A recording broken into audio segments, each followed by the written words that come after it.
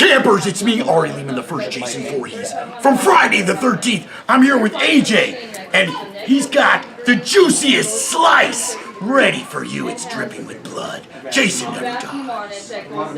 What makes a horror film kill memorable, terrific, even in some way profound or poignant? Let's explore.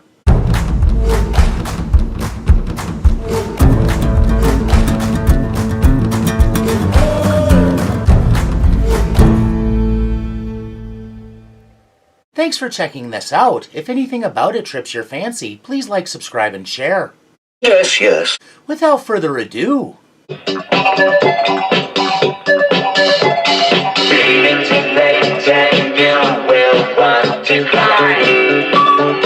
maniac in silhouette prowls a university in Boston, shopping for female body parts in his quest to assemble a human puzzle. And a dance class seems an ideal place to browse. 1, 2, 3, 4, and 1, 2, 3, 4. Yep, plenty of supple young flesh to peruse. And soon, circumstances will create opportunity. Let's take a break. Hey, Carl, I have to go to John. Yeah, sure, go ahead. Thanks. Is that not always the way? You peel off to relieve yourself, only to wind up stalked by a killer.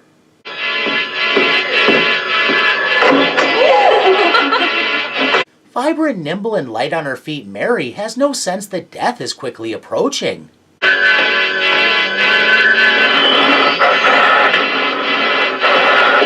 Making a beeline for the lavatory, she obviously has other concerns.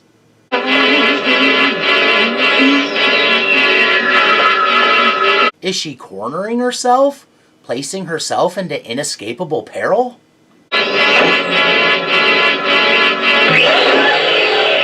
If that isn't incredibly fortuitous, running into a friend, never forget, there's strength in numbers. My God, what happened? What a relief. But Mary has no idea the close call she just experienced. You just scared the shit out of me. Sorry, come on. Only aware of the bodily function narrowly avoided, as she squeezes her cheeks and laughs it off.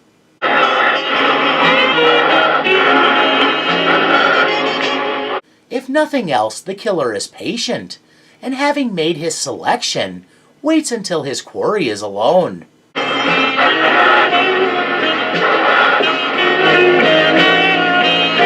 Practice makes perfect, enhancing technique, and the grind of late-night training sessions can make all the difference in the competitive world of dance.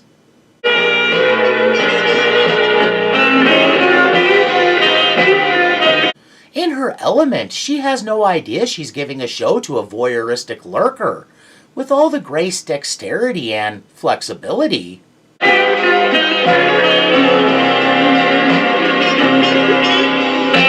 Needed to be a great dancer, she's got the moves, and could easily have a successful career in burlesque.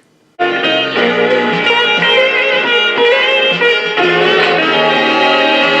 noise breaking her serenity, Mary is drawn to check if anyone's there.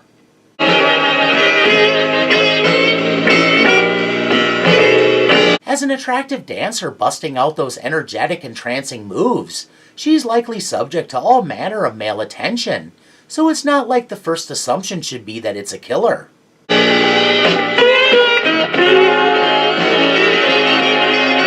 Still, better safe than sorry. She decides it's in her best interest to pack up and leave.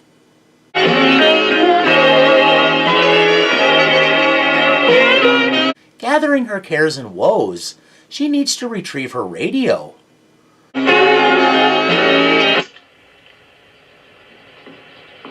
Whoa, hold up. The generic music library tune wasn't on the film's soundtrack? It was the music she was dancing to all along? That young lady has even better rhythm than I thought.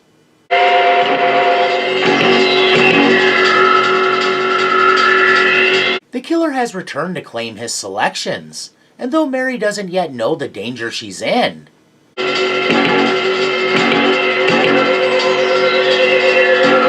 she has a sense something's amiss, and hastily changes out of her dancewear.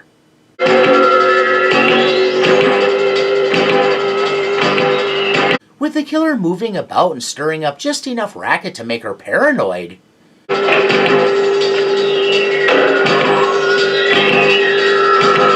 Mary wastes no time getting out of there before her luck runs out, and a drunk frat boy corners her.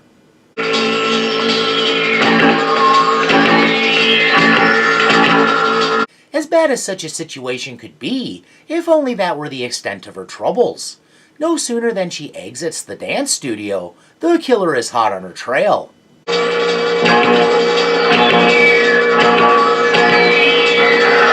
And he's brought along the right tool for the job, the dirty bit of butchery that's now close at hand, unless the departing dancer can evade his blade.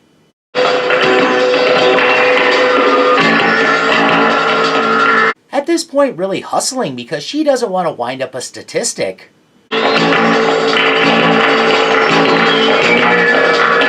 She races through the building to stay ahead of whatever form of malevolence might be pursuing.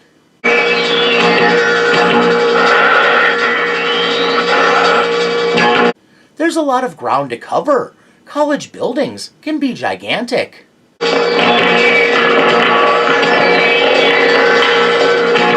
It feels like a race against time, with Mary staying only just ahead.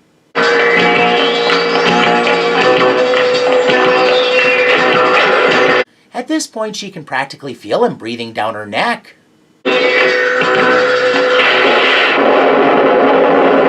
Is she getting somewhere, or is the killer only waiting for the ideal moment to strike? Oh, dear, sir, you made me jump. Well, if she didn't poop herself before, it would seem that not only does she recognize the man, he's an authority figure.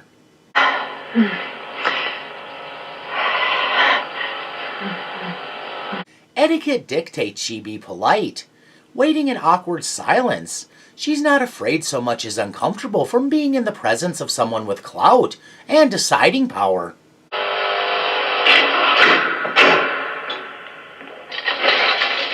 At this point, she doesn't suspect he's a madman out to spill blood and abscond with body parts.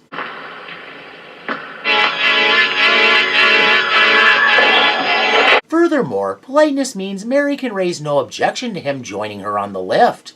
And of course he does enter the confined space, where she will be trapped with him and his toothy mechanical buddy.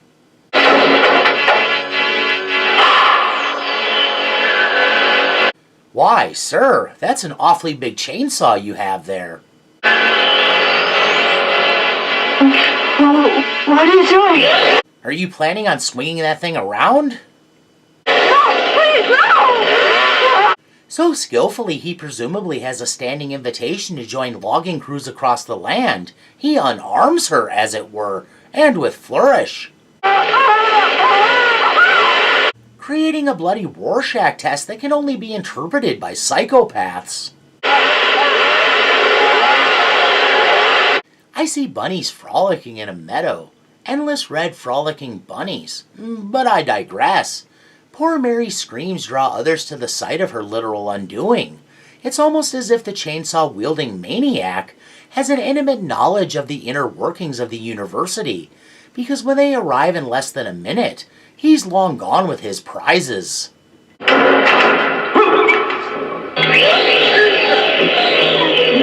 Seeing how the killer has left her, short two arms and bled out like livestock hung from a hook, Boy, that escalated quickly. causes Gorgeous to rise in spectacular fashion. Go call the lieutenant.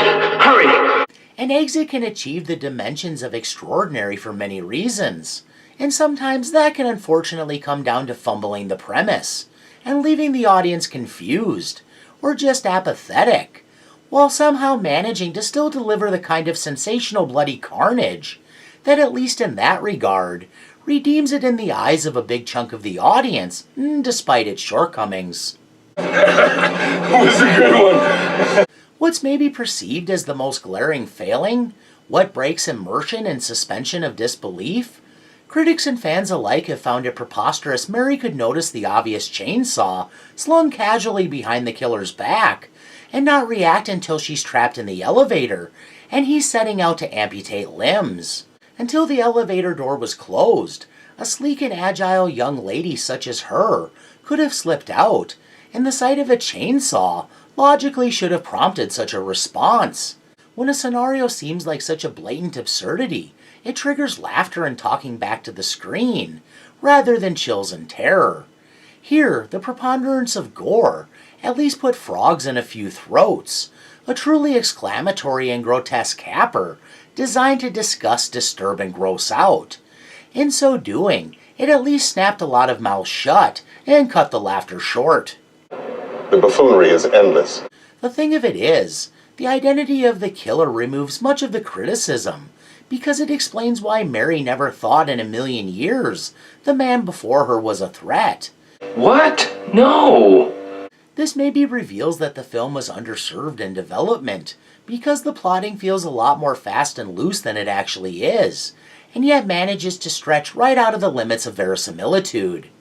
The mechanics of the exit itself are designed to be so spectacular, there's not time to stop and question, so they were at least cognizant enough to recognize the importance of that.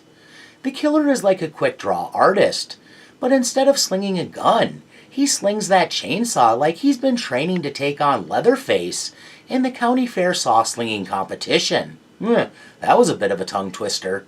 Between the various ratings boards and maintaining realism, if you want to call it that, they smartly didn't linger for long. The amputation happens, and then the violence, though graphic and gratuitous, is over. Nothing left to see but the sickening aftermath. Here's where I come to the crux. Mary's acknowledgement of the killer in that way, showing he was someone important in the college hierarchy, made her decision make sense. The film probably wanted the audience to suspect the secretly gay professor.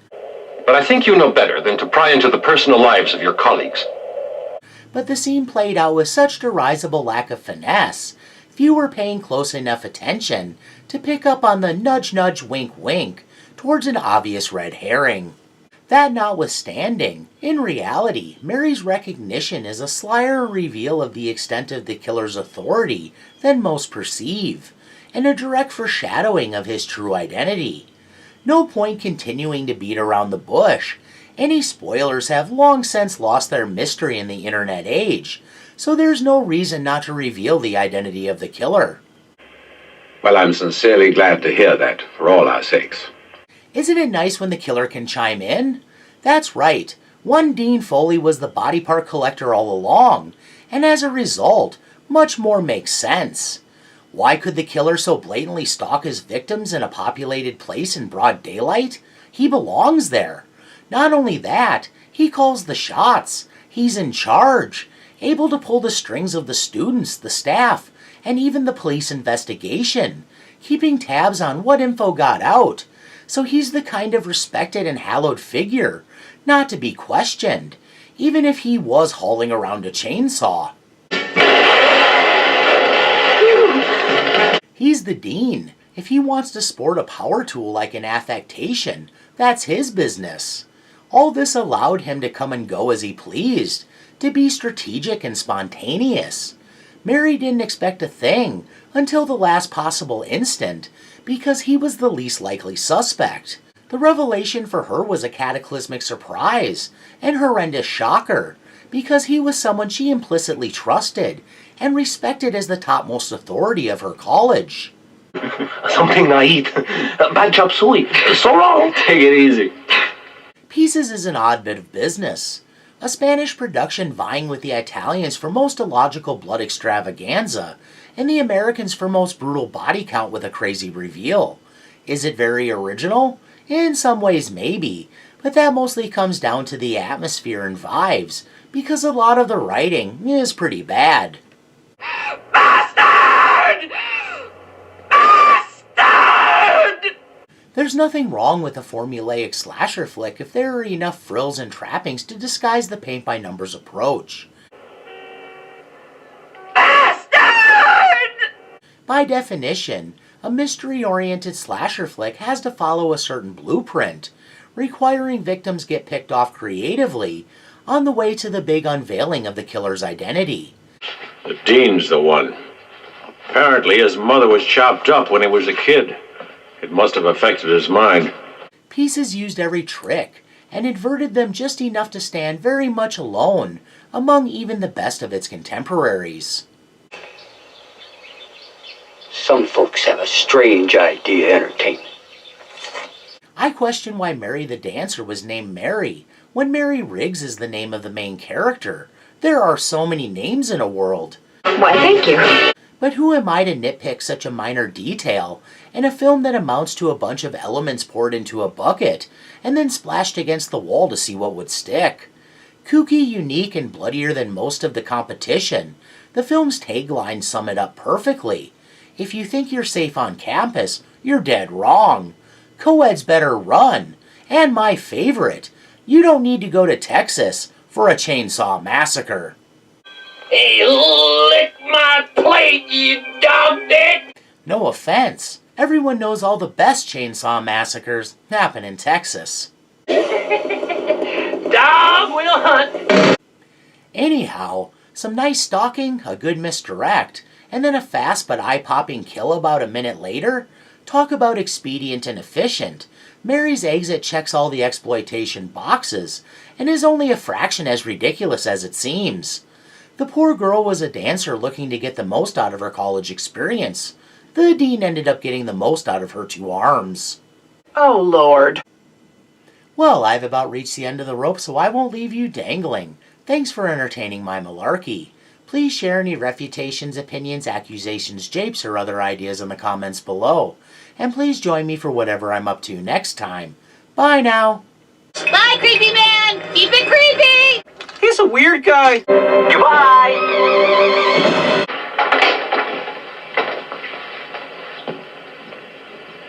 Come on, man, there's a phone in the janitor's office. Dial 0 for an outside line.